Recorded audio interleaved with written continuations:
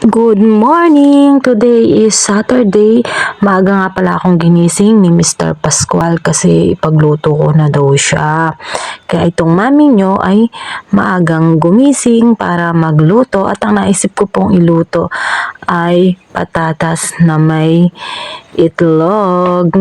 At ayan po, nagluluto na po ako ng patatas na may itlog. Nilagay ko na po yung patatas at itlog at luto na po yung kabila kaya biniling ko na po.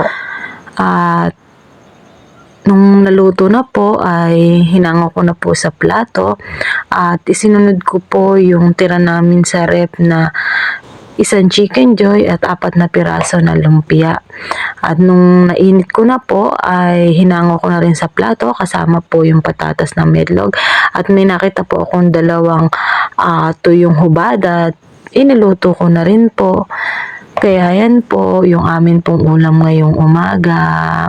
At nag-request pa si Mr. Pascual ng kape na may coffee mate. Kaya pinagtimpla ko po siya. Chinek ko po yung kanin, luto na din po. At sarap na sarap si Mr. Pascual. O, diba? Thank you for watching. God bless!